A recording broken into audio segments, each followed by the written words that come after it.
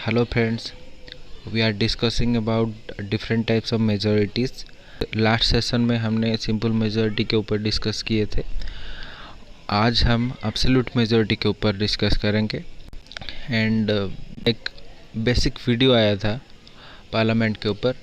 I hope कि आप सब लोग वो वीडियो को देखे होंगे. तो फिर हम आज एब्सोल्यूट मेजॉरिटी के ऊपर डिस्कस करेंगे. इसे हम एग्जाम्पल के साथ डिस्कस करने के लिए पहले लोकसभा का जो स्ट्रेंथ है उसे 545 ले लेते. पहले एब्सोल्यूट मेजॉरिटी क्या है कि more than 50% of the total strength of the house.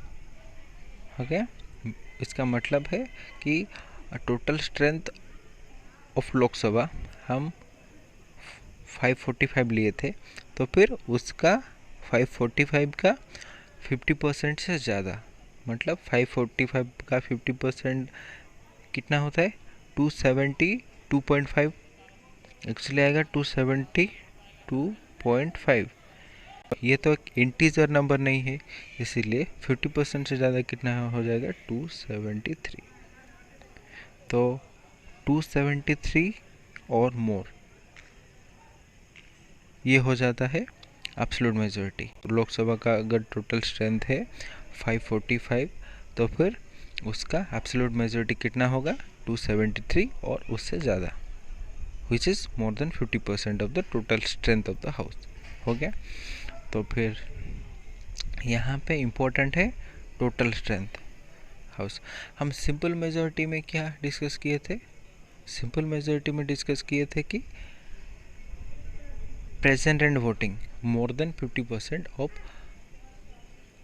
Members present and voting. इसका मतलब जितने भी मेंबर्स प्रेजेंट हुए हैं और उनमें से जितने वोटिंग दिए हैं, उन प्रेजेंट एंड वोटिंग का कैलकुलेट किया जाएगा 50% से ज़्यादा.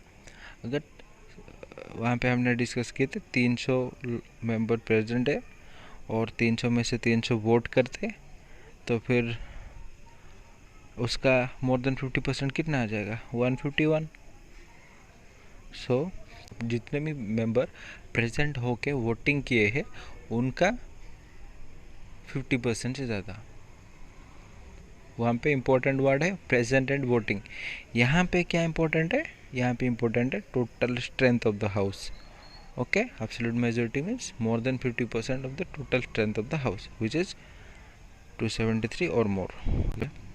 तो फिर अब देखेंगे कि इसका यूसेज कहाँ पे होता है. पार्लियामेंट में नॉर्मली ये यूज़ नहीं होता है, बट इसका सिग्निफिकेंस बहुत ज़्यादा है. कैसे सिग्निफिकेंस है? किस तरह का सिग्निफिकेंस है? पॉलिटिकल पार्टी जब इलेक्शन होता है, वी नो 5 ईयर्स के बाद इलेक्शन होता है हमारे कंट्री में.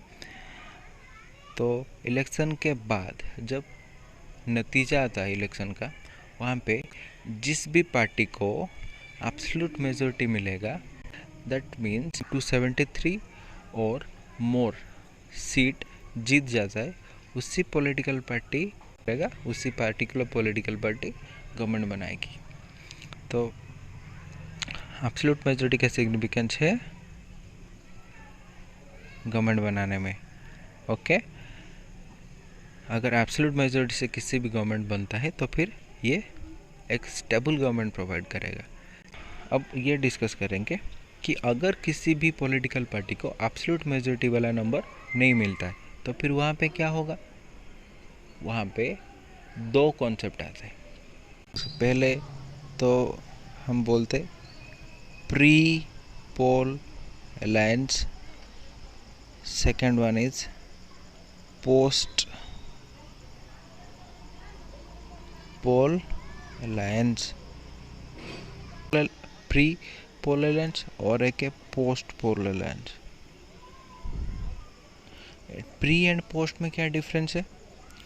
तो प्री पोल अलायंस में इलेक्शन से पहले ही अगर कुछ पॉलिटिकल पार्टी मिल जाते, वो मिलकर चुनाव लड़ना चाहते, तो फिर उससे हम प्री पोल अलायंस कहते हैं. इलेक्शन से पहले वो अपना एक अलायंस बना लेते, उससे हम प्री पोल अलायंस कहते. पोस्ट पोल अलायंस मतलब क्या होता है? पोस्ट पोल अलायंस में किसी भी पॉलिटिकल पार्टी ऐसे अलायंस में नहीं रहते। नतीजा आने के बाद अगर किसी भी पॉलिटिकल पार्टी के पास मेजॉरिटी नहीं है या एब्सोल्यूट मेजॉरिटी नहीं है, तो फिर उस टाइम पे वो पार्टी क्या करेंगे, अलायंस बनाएंगे, उन अलायंस का मेजॉरिटी शो करने की कोशिश करेंगे। अगर वो अलायंस का ये एब्सोल्यूट मेजॉरिटी बन जाता है तो फिर वो अलायंस गवर्नमेंट बनाएगा।